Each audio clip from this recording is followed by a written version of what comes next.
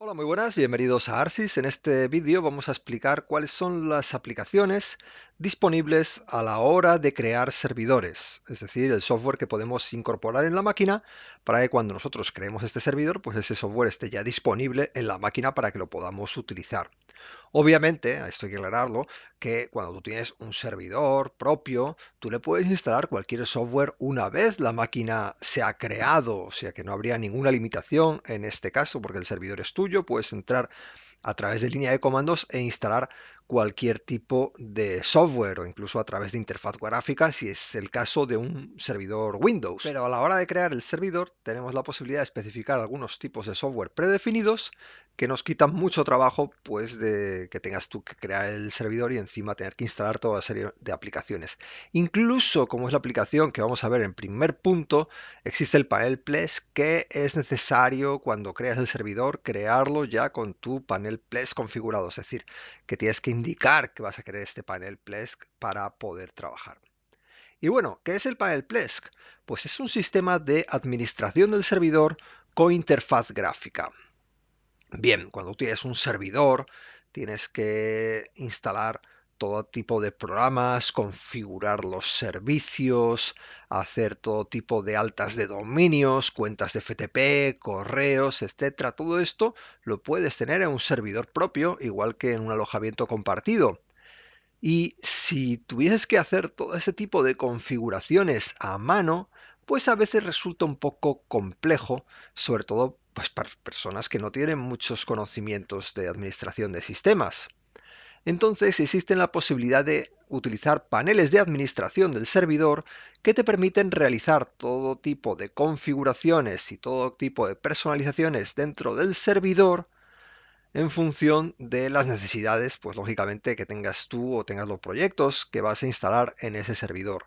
Pues bien, Plesk es uno de los software que existen como panel de administración del servidor más avanzados. Quizás podríamos decir que es incluso el más avanzado que existe en el mercado.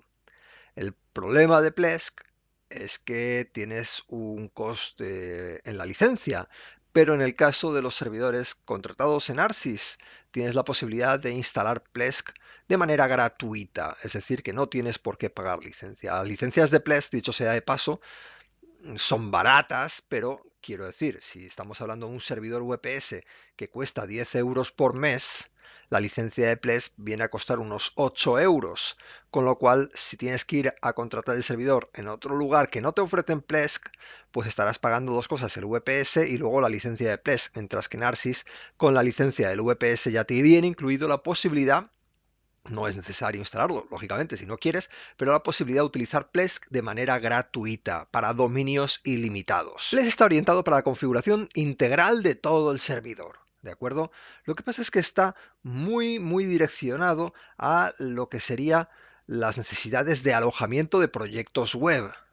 En este caso, pues te permite hacer cosas como, por ejemplo, crear planes de alojamiento, que los cuales pues tendrán unas capacidades de transferencia, de espacio en disco, de número de base de datos, número de correos, etcétera. Igual que son los alojamientos tradicionales, pero esos planes digamos que los puedes definir tú en tu servidor y puedes crear lógicamente dominios a los que le asocias los recursos definidos en uno de esos planes de alojamiento.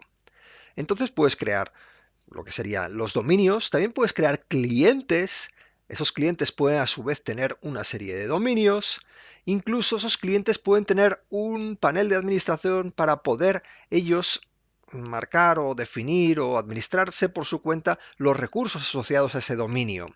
Por supuesto los puedes definir tú y los puedes administrar tú como superusuario de Plesk, pero también digamos que los clientes pues tendrían una pasarela, un lugar donde podrían ellos mismos administrar sus propios servicios, igual que pasa con los alojamientos tradicionales.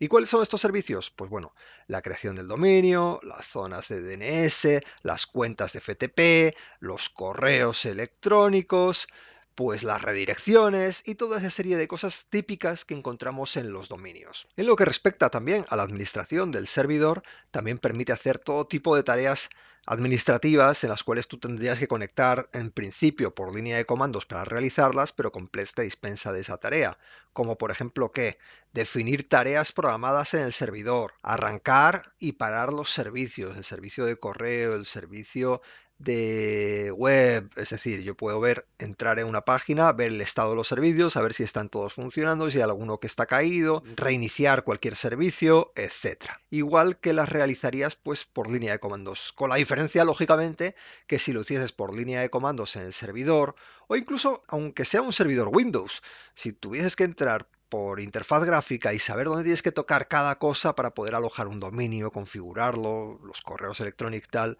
estarías ocupando mucho más tiempo que si utilizas Plesk directamente y lo tienes todo ahí en una interfaz que está específicamente pensada para que las personas sin ningún conocimiento o con muy pocos conocimientos pues tengan la posibilidad de hacer todas estas tareas de manera muy sencilla.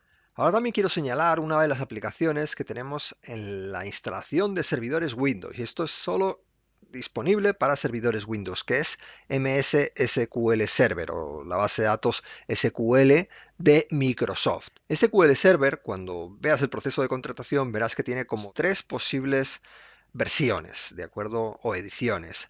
Estas ediciones tienen distintas características, aunque todas son compatibles entre sí. Yo puedo tener una edición básica, la más básica de todas, que es gratuita, y si necesito en algún momento pasarme a una de pago, lo puedo hacer sin tener que hacer una migración, simplemente contratando la licencia.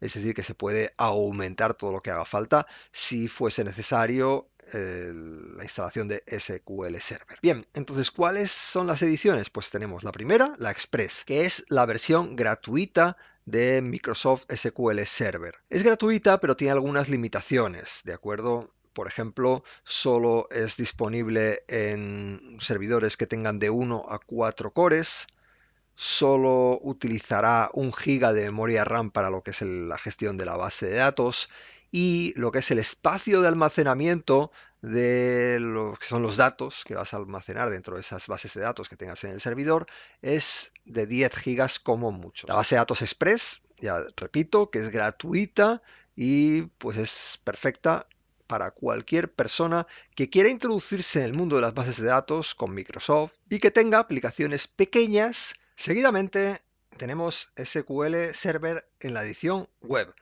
que es el segundo sabor, la segunda versión en tamaño después de la versión Express. Es una edición económica de SQL Server que ya nos permite trabajar con bases de datos de cualquier tamaño, solo que te limita a 16 cores de CPU.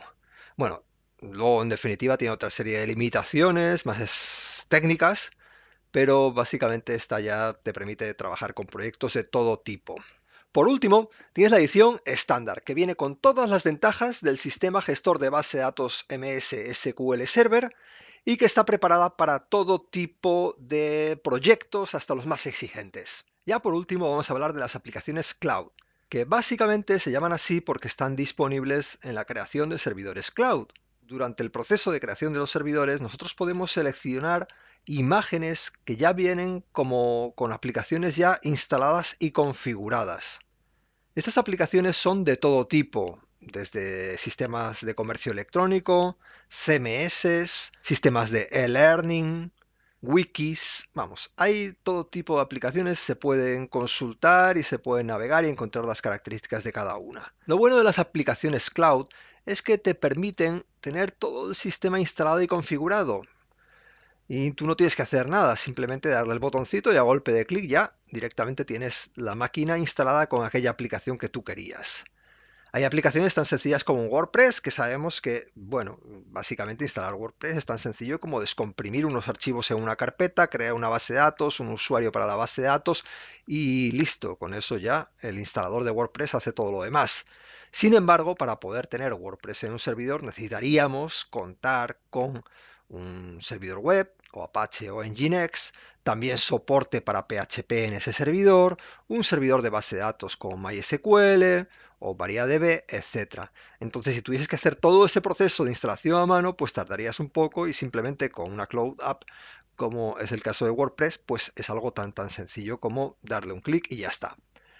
Incluso hay aplicaciones como por ejemplo Canvas o Jupyter Lab que no son tan sencillas de instalar y requieren del servidor otra serie de lenguajes y un montón de librerías, etcétera. Todo esto también te lo da súper instalado y una vez que lo tengas instalada la aplicación, pues en el panel de control encuentras todo lo que son los accesos para entrar en lo que es el panel de administración de la aplicación, los usuarios que vas a necesitar para poder autenticarte en esas zonas de control de las aplicaciones, etcétera, etcétera.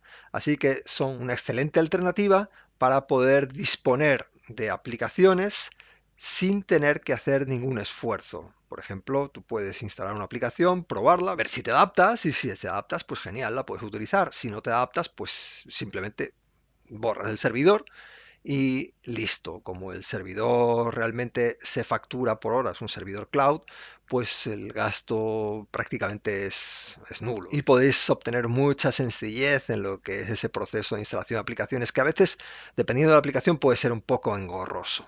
Muy bien, pues con este vídeo ya terminamos toda la parte que es un poco más teórica de este curso de primeros pasos en servidores. Ha sido interesante porque nos ha dado una noción de cuáles son los servidores o los productos de servidores que podemos encontrar, los sistemas operativos que le podemos instalar con sus ventajas e inconvenientes de cada uno.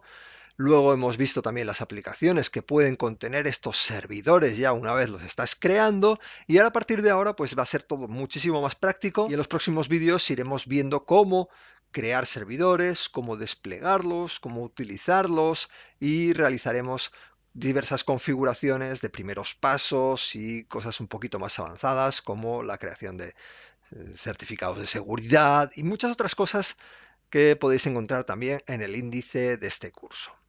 Muchas gracias entonces por la atención, nos vemos en el próximo vídeo, hasta luego.